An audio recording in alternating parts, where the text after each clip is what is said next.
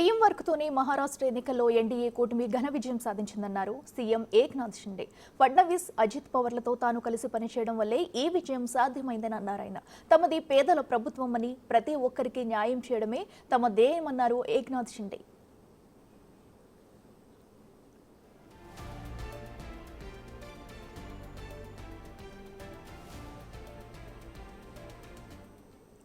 सत्ता लाना, बल्कि लाना नहीं कि एक थम्पिंग मेजोरिटी से लाना, ये बहुत बड़ी जीत है। मैंने कहा था विधानसभा के सेशन में कि हमारे 200 से ज्यादा सीटें आएगी, वो आज खरा साबित हुआ है। इसका भी मुझे गर्व है कि ये जनता की आवाज है, ये जनता की सरकार है और जनता की सरकार जनता के भले के लिए ये सरकार है। और मैं इतना ये भी कहूँगा कि एक हमारी टीम बनकर हमने काम किया। मैं उप मुख्यमंत्री देवेंद्र जी, उप मुख्यमंत्री अजीत दादा और हमारी पूरी टीम जो है, एक ये महायुति की टीम ने काम किया और इसीलिए हमने जैसे ये पूरे सभी लोगों ने तय कर लिया कि ये सरकार जो है ये गरीबों की सरकार है और सभी लोगों को न्याय देने वाली सरकार है और टीम वर्क की तरह हम लड़े हैं और जीत।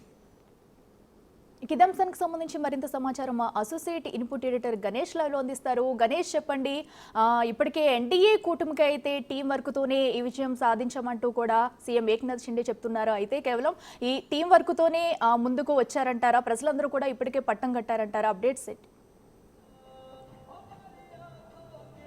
ఎస్, ఎందుకంటే ఖచ్చితంగా ఒక టీం వరకు, మరోవైపు మహిళలకు సంబంధించిన పథకాలు కావచ్చు, ఇప్పటివరకు జరిగిన షిండే పాలన కావచ్చు, ఇవన్నీ కూడా కలిపి ఈ విజయానికి సమిష్టి విజయంగా చెప్తున్నారు. అంటే దేశంలో ప్రధానమంత్రి ప్రత్యక్షంగాను పరోక్షంగాను చేసిన పథకాలు కావచ్చు, మరోవైపు మహారాష్ట్రలో సీఎం షిండే ఇప్పటివరకు అమలు చేసిన పథకాలు కావచ్చు, పరిపాలన వ్యవస్థ కావచ్చు, అభివృద్ధి కావచ్చు, ఇవన్నీ కలిపి టోటల్గా ఏదైతే మహాయుతికి పూర్తిగా ఆధిపత్యాన్ని చేశాయనేది చెప్తున్నారు. ఇప్పటికే 228 స్థానాల్లో విజయ పదంలో వాళ్ళంతా మెజార్టీలో దూసుకుపోతున్నారు. కొన్ని ఇప్పటికే డిక్లేర్ చేసిన స్థానాల్లో కూడా విజయం సాధించారు, 100కు పైగా.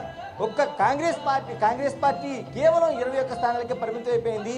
బీజేపీ ఇప్పటికీ దాదాపుగా 130 స్థానాల్లో ఆధిపత్యాన్ని కొనసాగిస్తుంది. మరోవైపు శివసేన, షిండే పార్టీకి సంబంధించి కూడా వాళ్ళు పోటీ చేసిన సగానికి పైగా స్థానాల్లో గెలుచుకున్నారు. అంటే మొత్తం ఈ స్థానాలన్నింటినీ కూడా, అంటే శివసేన దాదాపు 81 స్థానాల్లో పోటీ చేస్తే 53 స్థానాల్లో విజయం సాధించింది. మరోవైపు అజిత్ పవార్ సంబంధించి 59 స్థానాల్లో పోటీ చేస్తే 30 నుంచి 34 స్థానాల్లో ఆధిపత్యాన్ని కొనసాగిస్తున్నారు.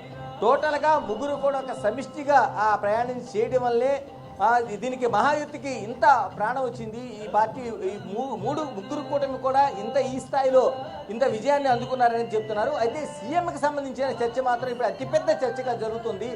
అత్యధిక స్థానాలు వచ్చిన బీజేపీ కైవసం చేసుకుంటుందా, లేకపోతే నిన్నటి వరకు పరిపాలన సాగించిన షిండే శివసేన తరఫున దీన్ని చేసుకుంటారని చూడాలి. అయితే బీజేపీ పార్టీ మాత్రం కీలకంగా అత్యధిక స్థానాలు వచ్చిన తమకే సీఎం దక్కాలనేది ఒక ప్రపోజల్ అయితే ఆ క్యాడర్ ద్వారా అందిస్తుంది. మరోవైపు శివసేన దీనికి నిరసన తెలియజేయకపోయినా ప్రతిగా అనేక కౌంటర్లు అయితే చేస్తుంది. అత్యధిక స్థానాలు ఒకటే క్రైటీరియా కాదు, శివసేన చేసిన అనేక అభివృద్ధి కార్యక్రమాలు, షిండే పరిపాలనే ఇక్కడ బీజేపీని కూడా నిలబెట్టాయని ఒక కౌంటర్ అయితే చేస్తుంది. వీటన్నిటి మధ్యస్థంగా మనకి ఎన్సీపీ కనిపిస్తుంది.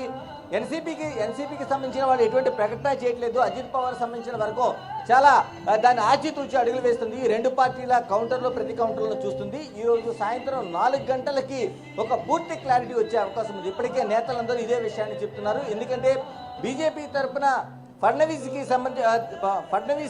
సీఎం అవుతారనేది, దేవేంద్ర ఫడ్నవీస్ సీఎం అవుతారని ఇప్పటికే ఒక పార్టీ వర్గాల నుంచి కూడా పెద్ద ఎత్తునే నినాదాలు చేస్తున్న నేపథ్యంలో ఈ రోజు 4 గంటలకు నాగపూర్ నుంచి ఇక్కడికి ఫడ్నవీస్ వస్తారు. ఫడ్నవీస్ ఇక్కడ విలేకరుల సమావేశాన్ని ఏర్పాటు చేస్తారు. కేంద్ర పార్టీ ఇచ్చిన సంకేతాలని ఆయన స్పష్టంగా తెలియజేసే అవకాశం ఉంది.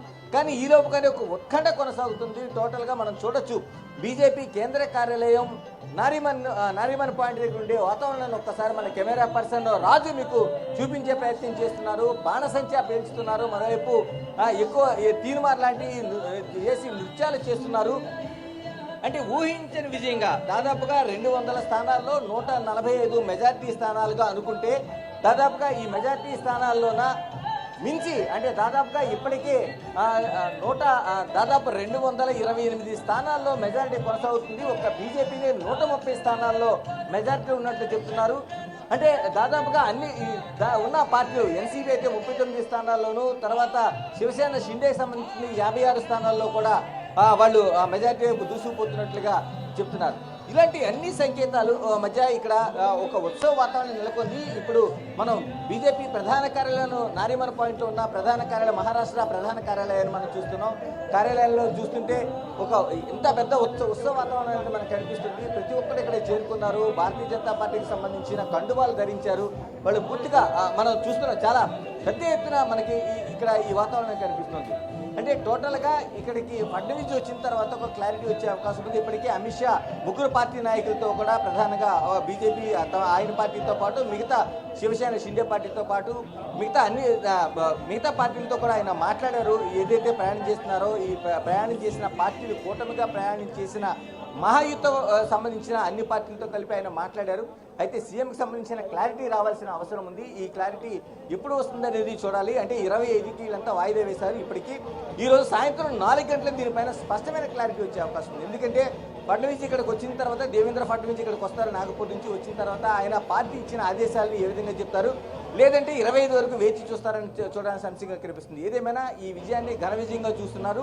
ఇందులో ప్రధానంగా మహిళలు కీలక పాత్ర వహించారనేది అన్ని పార్టీలు, అంటే ఇందులో ఉన్న అన్ని పార్టీలు ఎన్సీపీతో పాటు శివసేన షిండే పార్టీతో పాటు బీజేపీ కూడా చెప్తారు. ఎందుకంటే మహిళలకు ఇస్తున్న 1500 రూపాయల పథకాన్ని వాళ్ళు ఇంకా పెంచుతామని చెప్పారు.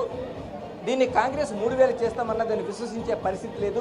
మరోవైపు టోటల్గా 2 నెలలకు సంబంధించి, అంటే నెలకు 1500 చొప్పున ఇస్తున్న ఈ స్కీమ్ని 2 నెలలకు సంబంధించి ఒకేసారి ఎన్నికలకు ముందు వేశారు. ఇది కూడా చాలా ప్రభావం చూపించింది అంటున్నారు. దీంతో పాటు ఏదైతే ఎల్లో అండ్ బ్లాక్ ట్యాక్సీ వాళ్ళలు కీలకంగా మనకి ఇందులో కనిపిస్తున్నారు. దాదాపు 60,000 వరకు ట్యాక్సీ వాళ్ళ కుటుంబాలు ఉన్నాయి. ఈ కుటుంబాలు సంబంధించి పెద్ద ఎత్తునే ఎక్కువ షిండేకి మద్దతు తెలిపారనేది కనిపిస్తుంది. మరోవైపు బీజేపీ చెబుతున్నది అటు హిందుత్వ నినాదానికి, హిందుత్వాన్ని పూర్తిగా కాపాడే షిండే శివసేన మాత్రమే, అందుకే ప్రజలు మద్దతుని ఇచ్చారని చెప్తుంది.